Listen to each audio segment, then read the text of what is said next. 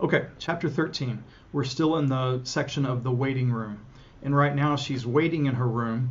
She's just had her bath and Cora brought her a meal. Now she's waiting because the ceremony will take place later. Now she has free time to fill. She describes it as the space between parentheses. Parentheses because it's not the most important thing that's going on. It's not the narrative of the whole story, although she makes it very important. So she thinks about the luxuries of filling time that she used to have. Smoking a cigarette, that's that act of rebellion again, just like in Persepolis and other places in this book. She remembers walking through art galleries.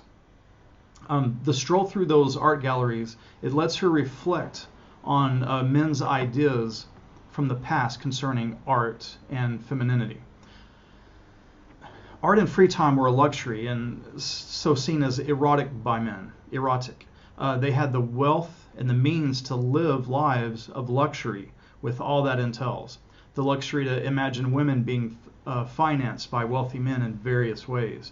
That power to do so perhaps makes it seem to be erotic by men. Overweight women in harems or houses of prostitution kept waiting at the pleasure of wealthy men in these paintings that she used to view. The fact that the women didn't have to toil in the fields, it's thought, made them overweight, non-tanned, made them seem erotic. And as Offred says, these women are objects not in use, but they would be used at men's leisure at some point in time. In use or not, women were being objectified.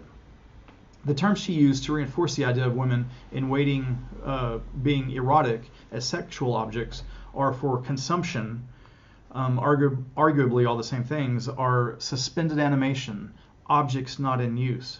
And as Offred describes herself as she's waiting in her room as a prize pig. Another interesting detail is that Offred recalls seeing eunuchs guarding over the harem. Eunuchs are men who have been castrated, and so they weren't at any risk of doing anything with the women. You can think of Game of Thrones for that one. This is in contrast to the guardians of Gilead, who are fully male, and so a bit of a risk, as we have seen so far already. Offred likes to tempt them to feel a little power. They also are put on the wall if they exercise their sexual energies on each other. But back to Offred. She extends this metaphor of a prize pig by talking about how they used to fatten up prize pigs in order to render them the most meat in order to eat. Quite a graphic image. Also, these prize pigs were kept curious by giving them something to play with. Since they are curious animals, we ask, then how is Offred's curiosity being sated or fulfilled? Is it at all? The pillow that says faith probably wouldn't fulfill that. It did make her curious. So she fills the space between the parentheses, her sense of curiosity, with memories. Once again, it's a tool for us to go back in time to fill in a bit of backstory. Her thoughts turn to something she read in psychology about experiments on animals. Cage rats would give themselves shock for something to do. Pigeons who were given food randomly when they pecked a button. 2 other groups got food regularly. When the food stopped, only the random group would never give up. They always thought food would come eventually. The ones who were used to consistency gave up fairly soon. So what is this randomness or consistency in Offred's current life? In any event, Offred wishes she could be like the prize pigs who had a colored ball at least to push around. The only physical thing she can do, like the pigs, is practice having a baby. She does this by laying on that mat and practicing breathing and stretching. This recalls her domestic science class. In my day, it was called home economics, reserved for the girls to make them great housewives one day. This has changed some now. But she recalls listening to a ballet by Chopin that had a bunch of mythological spirits, all female, dancing in white around a young man who's a poet, also dressed in white. There's no story line. It only evokes a mood, like the Impressionists of the time. It didn't tell a narrative in the ballet or with the impressionists in the painting. It just gives an impression of feeling. So this also recalls a lot of women performing for a man, a single man. Okay. Then this makes her jump back in time to the Red Center again, when they were meant to take cat naps, as Aunt Lydia called it. They were tired often, possibly because they were drugged. She remembers Moira being brought in. She's obviously resisted, Moira has. She had bruises and 2 aunts had to bring her in. They acted like they didn't know each other, Moira and Fred. Too dangerous to have friends in this place. They had to find ways to talk clandestinely without anyone knowing. They can't even trust other handmaids because some were true believers and would probably tell on them. Another brainwashing tactic at the Red Center seems to be the testifying. This is a very Christian thing. You go before church, in the Christian church, you go before the congregation and testify how you've been leading a bad life, but that Jesus Christ has saved you. Often such people are called born-again Christians. For instance, President Bush II used this in order to gain the evangelical vote for his father first and then for himself. So they liken this to Weight Watchers testimonials, a franchise that swears it can help people lose weight. So testimonials come in also with advertising. They testify to how good the product is so that they can sell it to their audience. And this is a bit ironic since Helena, who gave this testimonial, actually had a franchise. This is ironic because Helena, the woman who had the Weight Watchers franchise, the franchise to help you lose weight, she was actually overweight at this time. So, we encountered Janine again. She'll be an interesting character from now on. This testifying that she's giving, is it real or not? We will continue to question Janine as a person and for her intentions for several chapters. The odd thing about the testimonial is that Aunt Lydia says that Janine is at fault for the rape and abortion that happened to her at 14 years old. It's always the woman's fault in this kind of society. Reminds me of the Turkish movie Mutluluk, the movie. At any rate, such things are done to young women to teach them a lesson. During this testimonial, Janine says before the others that it's her fault this time. She's given this testimonial many times. So now, is she brainwashed? Is she just doing it for approval of Aunt Lydia? Or does she just like the attention? We shall see, perhaps. Maybe she just continues to be a complex character. As Offred waits for her to have a secret meeting with Moira, we get a further sense of how oppressive this place is. One girl hadn't wanted to ask to go to the bathroom during one of these testimonials. She peed on the floor, and then she was beaten that night, presumably. So Offred has to be cautious. Probably what Moira is not. Moira doesn't seem to be a cautious character whatsoever.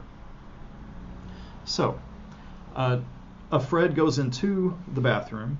It's an old boy's bathroom, and she compares the urinals to baby coffins. That's quite an image. Baby death is always on her mind now. Moira and Offred speak through an old peephole in the toilet stalls. Moira, the rebel, needs a cigarette, but Offred is extremely happy to have her friend Moira back. Remember that they were roommates in college.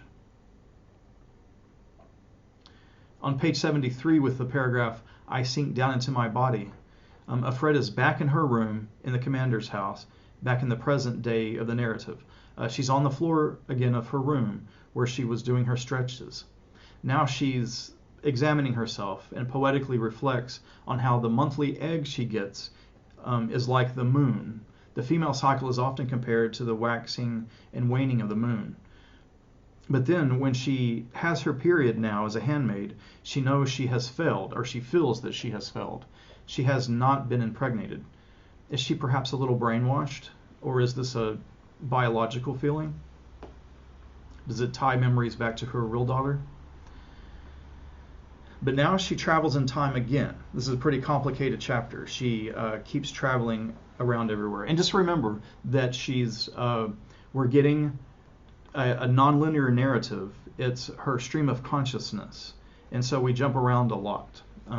She wants to be out of time because she doesn't like her present time. So now she's jumped back. She's in the first apartment that she and Luke shared. She is looking for clothes, but she only finds old clothes belonging to Luke's ex-wife.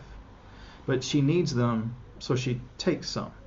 The apartment is empty, save for a cat that needs food and attention from Luke. But the memory vanishes swiftly. She's worried Luke may now be dead. So this is the part where we flash back to a time where apparently Luke had left his other wife, and now Fred has moved in with Luke just recently. Okay, and then now she's going to jump to another period, a little bit later from the Luke saga. She flashes back to a day that she and her daughter and Luke, presumably, tried to escape the newly forming Gilead. Apparently, things had gotten so bad, they knew it was time to get out. Fred and her daughter are running away, out in front of Luke, we figure. She hears a gunshot, and someone yells, "Down," meaning the person they were shooting at is no longer running. Is that person dead? We just don't know. Neither does Fred.